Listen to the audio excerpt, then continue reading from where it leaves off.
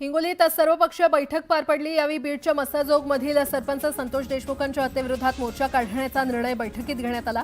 या मोर्चामध्ये देशमुख कुटुंबीय देखील सहभागी होणार आहेत। आमदार उत्तम जानकर यांनी धनंजय मुंडेंच्या चारित्र्यावर खालच्या पातळीवर टीका केली होती आणि याची महिला आयोगाच्या अध्यक्ष रुपाली चाकणकर यांनी दखल घेतली। अशी भाषा महाराष्ट्राला शोभणारी नाही, पातळी सोडून भाषा वापरू नका असं म्हणत चाकणकरांनी निषेध व्यक्त केला। पाथर्डीत मनोज जरांगे यांच्या विरोधात अदखलपात्र गुन्हा दाखल करण्यात आलाय। धनंजय मुंडे आणि ओबीसी समाजावर खालच्या पातळीवर टीका केल्यानं सामाजिक कार्यकर्ते किसन महादेव यांच्या फिर्यादीवरून जरांगेंविरोधात अदखलपात्र गुन्हा दाखल करण्यात आलाय। अंजली दमानिया यांनी आणखी एक फोटो ट्विट केला। या फोटोमध्ये वाल्मिक कराड हा हवेमध्ये गोळीबार करणाऱ्या कैलास फडसह बसलेला दिसतोय। कैलास फड हा धनंजय मुंडेंचा समर्थक आहे। अंजली दमानिया यांनी वाल्मिक कराड आणि लक्ष्मण हाके यांचा एकत्र जेवतानाचा फोटो ट्विट केला। एका व्यक्तीने मला हा फोटो पाठवल्याचं अंजली दमानिया म्हटलं। देशमुखांच्या हत्येनंतर एका समाजाविरोधात गरळ ओकण्याचं काम सुरू आहे। आमदार खासदार झाल्यावर तुम्ही जातीचे मोर्चे कसे काढता असा सवाल लक्ष्मण हाके यांनी विरोधकांना केला। धनंजय मुंडे बीडचे पालकमंत्री म्हणून नकोत कारण काहींना कमीपणा वाटतो असा आरोप ओबीसी नेते लक्ष्मण हाके यांनी केलाय। तर मुंडेंविरोधात तुम्हाला पुरावे सापडले का असा सवालही त्यांनी केला। वाल्मिक कराड आणि धनंजय मुंडेंना अडकवलं जातंय। वाल्मिक कराडचे शरद पवार, जयंत पाटील, सुळेंसोबतच सुरेश धस यांच्याबरोबरही फोटो आहेत असा दावा लक्ष्मण हाके यांनी केलाय। शिवसेनेचे माजी आमदार सदा सरवणकर यांचे पुत्र माजी नगरसेवक समाधान सरवणकर आणि उबाठाचे आमदार महेश सावंत आमने सामने आले। दादर पश्चिमेतील फूल मार्केटमधील बॅनरवरून दोघांमध्ये वाद झाला। निवडणुकीच्या तोंडावर लाडकी बहिणीसारख्या योजनांची घोषणा करणाऱ्या आणि इतर वेळी तिजोरीमध्ये खडखडाट असल्याचं कारण देणाऱ्या राज्य सरकारांवर सर्वोच्च न्यायालयानं तीव्र संताप व्यक्त केलाय। तुमच्याकडे लाडकी बहिणीसारख्या योजनांसाठी पैसे आहेत, मग न्यायमूर्तीचं वेतन देण्यासाठी पैसे का नाहीत असे सवाल न्यायालयानं केले। कायमस्वरूपी वीज पुरवठा खंडित केलेल्या वीज ग्राहकांकडून 130 कोटी महावितरणानं वसूल केलेले आहेत। तसंच 93,848 ग्राहकांना अभय योजनेच्या माध्यमातून 59 कोटींचं व्याज आणि दंडाची रक्कम भरण्यापासून सवलत मिळालेली आहे। उत्तरेकडील थंड वाऱ्यांमुळे राज्यात थंडी परतली आहे। उत्तर महाराष्ट्रात किमान तापमानाचा पारा 10 अंशांच्या खाली आलाय। राज्याच्या किमान तापमानात 2 ते 3 अंशांनी घट होण्याचा अंदाज असल्यानं थंडी वाढण्याची शक्यता हवामान खात्यानं वर्तवली आहे। नागपुरात गारठा वाढला असून तापमानात कमालीची घट झाली आहे। नागपूरचा पारा 10.2 अंश सेल्सिअसवर पोहोचलाय। हवामान विभागानुसार नागपूरसह विदर्भातील सर्व जिल्ह्यात कमाल आणि किमान तापमानात घट झाली आहे। गोवंडीतील शिवाजीनगर परिसरातील हवेचा दर्जा दिवसेंदिवस खालावत असून बुधवारी शिवाजीनगरमध्ये वाईट हवेची नोंद झाली आहे। तेथील हवा गुणवत्ता निर्देशांक 272 इतका होता। या परिसरात हवेत मोठ्या प्रमाणात धूळ साचल्यामुळे गेले अनेक दिवस दृश्यमानताही कमी झाली आहे। मुंबईतल्या प्रदूषणात मागील 5 वर्षात मोठी वाढ झाली आहे। प्रदूषकांमध्ये 2.6% वाढ झाली आहे। मुंबईचा पूर्व भाग सर्वाधिक प्रदूषित असल्याचं समोर आलंय, तर मुंबईची हवा बंगळुरू, चेन्नई आणि या शहरांपेक्षा देखील वाईट असल्याचं समोर आलंय। दादरच्या छत्रपती शिवाजी महाराज पार्कावरील धूळ नियंत्रणासाठी महाराष्ट्र राज्य प्रदूषण नियंत्रण मंडळानं कार्यवाही सुरू करण्यासाठी महापालिकेला 15 दिवसांचा अवधी दिला होता आणि त्यामुळे आता त्यावर उपाययोजनांसाठी महापालिका आयुक्तांच्या अध्यक्षतेखाली पुढील आठवड्यात बैठक होणार आहे। आता एक मोठी बातमी। बीडच्या मसाजोग गावचे सरपंच संतोष देशमुख यांच्या हत्या प्रकरणाला 1 महिना आज पूर्ण होतोय। तर 9 डिसेंबरला संतोष देशमुख यांचं अपहरण करून त्यांची हत्या करण्यात आली होती। यामुळे राज्यात संतापाची लाट उसळली असून ठिकठिकाणी आक्रोश मोर्चेही काढण्यात आले। या प्रकरणात आतापर्यंत 6 जणांना अटक केली असून 1 जण अद्यापही फरार आहे। सीआयडी आणि एसआयटीच्या माध्यमातून जवळपास 150हून अधिक जणांची चौकशी करण्यात आली आहे। तर संतोष देशमुखांना न्याय मिळावा यासाठी आज पैठणमध्ये मोर्चा काढला जाणार आहे। या मोर्चामध्ये देशमुख कुटुंबासह मनोज जरांगे, सुरेश धस आणि संदीप क्षीरसागर हे देखील सहभागी होणार आहेत।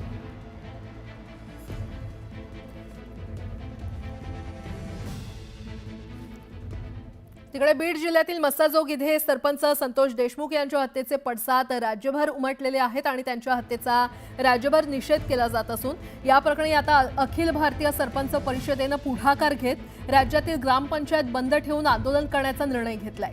आज राज्यातील सर्व ग्रामपंचायती बंद ठेवण्यात येणार असून संतोष देशमुखांना श्रद्धांजली देखील वाहण्यात येणार आहे। संतोष देशमुख यांच्या हत्येच्या निषेधार्थ आणि सरपंच तसंच ग्रामपंचायत कर्मचाऱ्यांच्या सुरक्षेसाठी शासनानं कायदा करून ठोस उपाययोजना कराव्यात या मागणीसाठी राज्यातील ग्रामपंचायतीमध्ये काम बंद आंदोलन केलं जाणार असल्याचं सांगण्यात येतंय।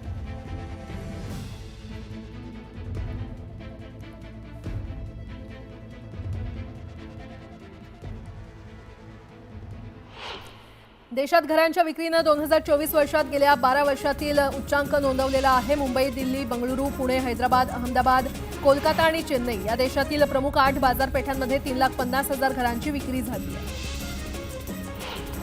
देशांतर्गत बाजारपेठेमध्ये वर्ष 2024 अखेर वाहन विक्रीमध्ये वर्ष 2023च्या तुलनेमध्ये 9% वाढ झाली आहे. ही आतापर्यंत सर्वोच्च वाहन विक्री आहे. मात्र डिसेंबरमध्ये वाहन विक्रीमध्ये घट झाली आहे. टोरेस आर्थिक गैरव्यवहार प्रकरणी मीरा रोडमध्ये देखील धागेदोरे आढळून आलेले आहेत. मीरा रोडच्या रामदेव पार्कातील टोरेस ज्वेलरी फसवणूक प्रकरणी गुन्हा दाखल केल्यानंतर आणखी एका बँक खात्यातील 7,47,00,000ची रक्कम गोठवण्यात आली आहे. मालेगावातील बांगलादेशी रोहिंग्या नागरिकांना बनावट जन्म प्रमाणपत्र दिल्याच्या तक्रारी आल्यानंतर शासनानं तपासासाठी एसआयटी स्थापन केलेली आहे. नाशिक परिमंडळाचे विशेष पोलीस महानिरीक्षक यांच्या अध्यक्षतेखालील या समितीमध्ये 4 सदस्यांचा समावेश करण्यात आला आहे. ठाणे मेट्रो प्रकल्पाला मागील वर्षी केंद्रीय मंत्रिमंडळानं परवानगी दिल्यानंतर राज्य शासनानं या प्रकल्पाच्या अंमलबजावणीसाठी त्रिपक्षीय सामंजस्य करारनाम्यास मान्यता दिलेली आहे आणि या कामासाठी 12,200 कोटींचा खर्च अपेक्षित आहे. या खर्चाचा भार मुख्यत्वे केंद्र आणि राज्य शासनाच्या माध्यमातून उचलला जाणार असून ठाणे महापालिका देखील खालीचा वाटा उचलणार आहे. व्यावसायिक झोपड्यांना मालमत्ता कर लावण्याचा विचार पालिकेनं मांडला होता आणि त्यासाठी प्रशासनानं 25 वॉर्डात सर्वेक्षण सुरू केलंय. आता झोपड्यांना रेडी रेकनरच्या दरानुसार मालमत्ता देयक पाठवण्यास सुरुवात केली आहे. मुंबईच्या किमान तापमानात सध्या घट झाली असून बुधवारी 19°C इतकी नोंद झालेली आहे. गुरुवार आणि शुक्रवारी देखील मुंबईत थंडीचा जोर कायम राहील असा अंदाज हवामान अभ्यासकांनी वर्तवला आहे.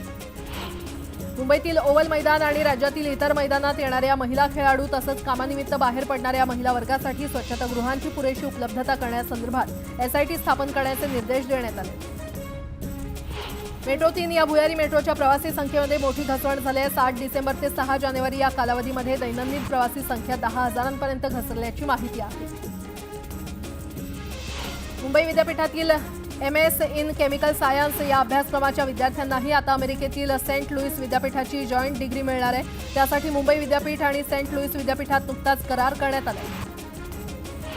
मुंबई पालिकेमध्ये देखील 2008 किंवा त्यानंतर नियुक्त झालेल्या तब्बल 3,000 अधिकारी आणि कर्मचारी जुन्या पेन्शनच्या प्रतीक्षेत आहेत. तर ही जुनी पेन्शन योजना लागू करावी या मागणीसाठी संघटनांचे पदाधिकारी पालिका अध्यक्षांची भेट घेणार आहेत.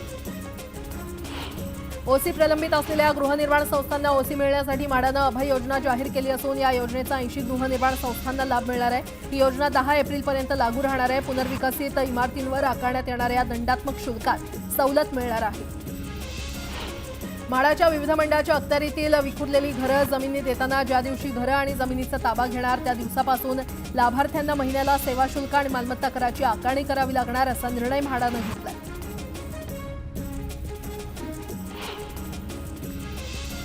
बाजारात नवीन डाळींची आवक सुरू झालेली आहे. यंदा उत्पादन अधिक झाल्यानं डाळी स्वस्त झाल्यात.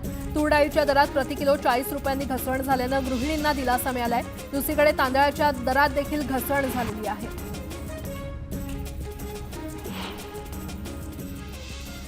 आता एक मोठी बातमी. राष्ट्रवादी शरदचंद्र पवार पक्षात येत्या 15 दिवसात मोठ्या संघटनात्मक बदलांचे संकेत मिळत आहेत. पक्षाच्या प्रदेशाध्यक्षांसह इतरही काही महत्त्वाचे बदल पक्षात दिसून येतील असं सांगितलं जात आहे. तर प्रदेशाध्यक्ष पदासाठी जयंत पाटील, राजेश टोपे यांच्यासह शशिकांत पाटील यांच्या नावाचा विचार केला जात असल्याची माहिती मिळते.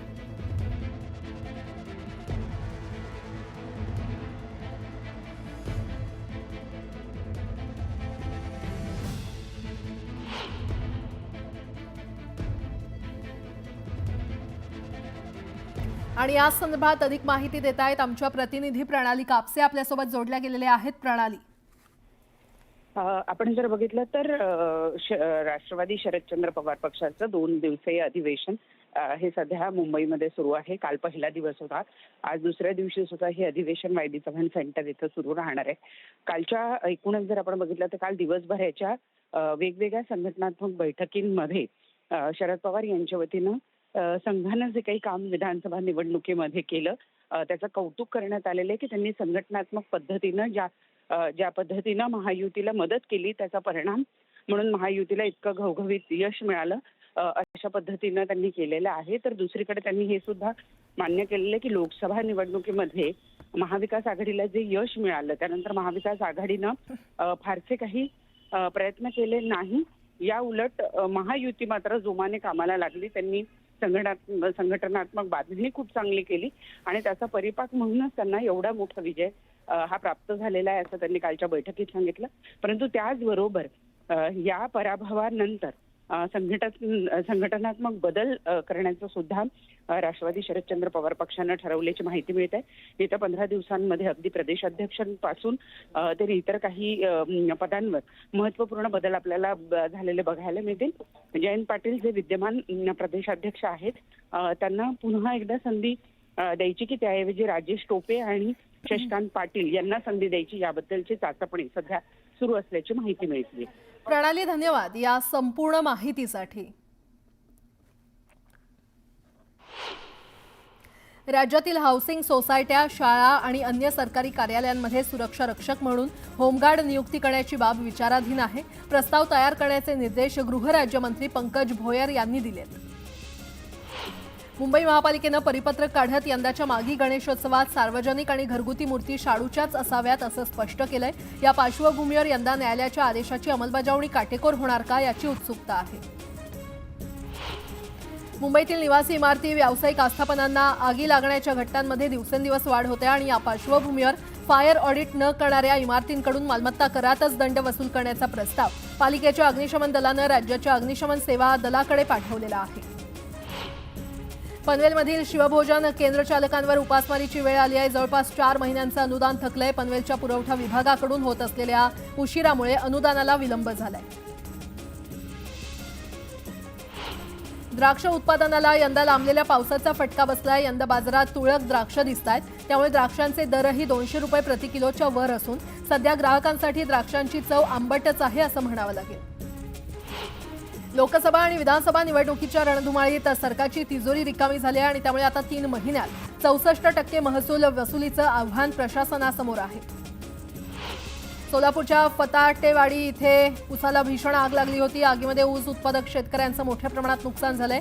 शॉर्ट सर्किटमुळे ही आग लागल्याची प्राथमिक माहिती आहे. जळगावातील उड्डाणपुलावर विद्यापीठातील मेस चालकाचा ट्रॅक्टरच्या धडकेत मृत्यू झालाय. खोटेनगर उड्डाणपुलावर झालेल्या अपघातात त्यांचा मृत्यू झालाय. या घटनेमुळे कुटुंबियावर शोककळा पसरली आहे. कल्याण डोंबिवलीमध्ये 7,807 ट्रिपल सीट दुचाकी चालकांवर वाहतूक पोलिसांनी कारवाई केली आहे. कल्याण शहर पोलीस ॲक्शन मोडवर आले असून कल्याण परिमंडळ 3 पोलीस उपायुक्त अतुल झेंडेंच्या वतीनं सध्या जोरदार कारवाई सुरू आहे. लातूर बाजारात सोयाबीनची आवक वाढली आहे. बाजारात सोयाबीनची आवक 62,234 इतकी झाली असून त्याला 3,981 रुपये प्रति क्विंटल इतका दर मिळाला आहे. तर लातूर बाजार समितीमध्ये पिवळ्या जातीच्या सोयाबीनची सर्वाधिक आवक 21,455 क्विंटल झाली असून त्याला 4,190 रुपये प्रति क्विंटल इतका दर मिळाला आहे.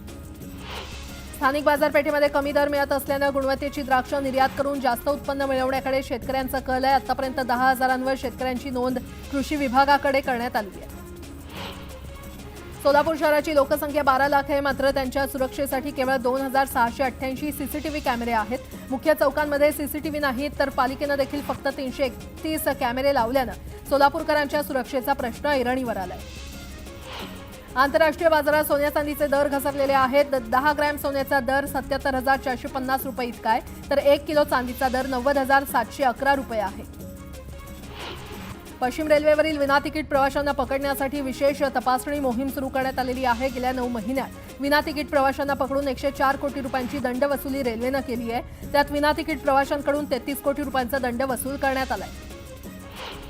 भारतीय रेल्वेच्या आधुनिकतेचं प्रतीक असलेली वंदे भारत सुपरफास्ट एक्सप्रेस पुन्हा एकदा चर्चेत आली आहे. मुंबई अहमदाबाद दरम्यान धावणाऱ्या या अत्याधुनिक ट्रेननं तब्बल 20 लाख रुपयांची कमाई केली आहे. पहिल्यांदाच भारतीय रेल्वेच्या व्यावसायिक चित्रीकरणातून ही कमाई केल्याची माहिती पश्चिम रेल्वेनं दिली आहे.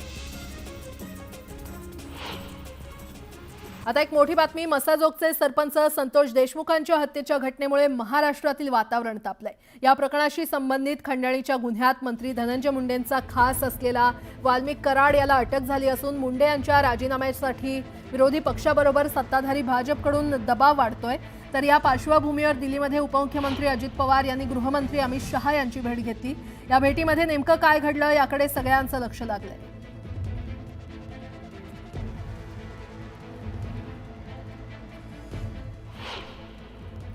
पुणे जिल्ह्यातील शिक्षण विभागानं पालकांचं नुकसान टाळण्यासाठी अनधिकृत शाळांची यादी जाहीर केलेली आहे. शिक्षण विभागाकडून 13 शाळांची नावं जाहीर केली असून या शाळांमध्ये प्रवेश घेऊ नये असं आवाहन करण्यात आलंय. तर अनधिकृत शाळांनी जर शाळा सुरू ठेवली तर त्यांच्यावर कायदेशीर कारवाईचा इशारा देण्यात आलाय. महाराष्ट्र लोकसेवा आयोगाच्या वतीनं गेल्या वर्षी राज्यसेवेची 457 पदांसाठी जाहिरात काढण्यात आली. वस्तुनिष्ठ परीक्षेची ही शेवटची संधी आहे. यासाठी तब्बल 2.5 लाखांवर अर्ज आलेत. वन नेशन वन इलेक्शनच्या पहिल्या बैठकीमध्ये समितीचा कार्यकाळ वाढवण्याच्या विषयावर सर्व सदस्यांमध्ये एकमत झालं. त्याबाबतचा प्रस्ताव हा पुढच्या अधिवेशनात दिला जाईल. या समितीला अर्थसंकल्पीय अधिवेशनाच्या शेवटच्या आठवड्यातील पहिल्या दिवसापर्यंत आपला अहवाल सादर करण्यास सांगण्यात आले. दुर्गाडी किल्ला परिसरात जैसे थे स्थितीत ठेवण्याचे आदेश कल्याण जिल्हा न्यायालयानं दिलेले आहेत. जिल्हा आणि सत्र न्यायालयानं दुर्गाडी किल्ल्याची जागा ही शासनाच्या मालकीची असल्याचा निर्णय दिला होता. ही जमीन मुस्लिम समाजाचा असल्याचा दावा फेटाळून लावला होता आणि या प्रकरणी मुस्लिम समाजानं दाखल केलेल्या स्थगिती याचिकेवर आज सुनावणी होणार आहे. मिरजेत डॉक्टरच्या वाहनानं धडक दिल्यानं एका मजुराचा जागीच मृत्यू झाला. या घटनेच्या निषेधार्थ मागील 2 दिवसांपासून ऐन थंडीत लहान मुलांसह कुटुंब आमरण उपोषणाला बसलेत. डॉक्टर विरोधात कडक कारवाई करण्याची मागणी करण्यात येते.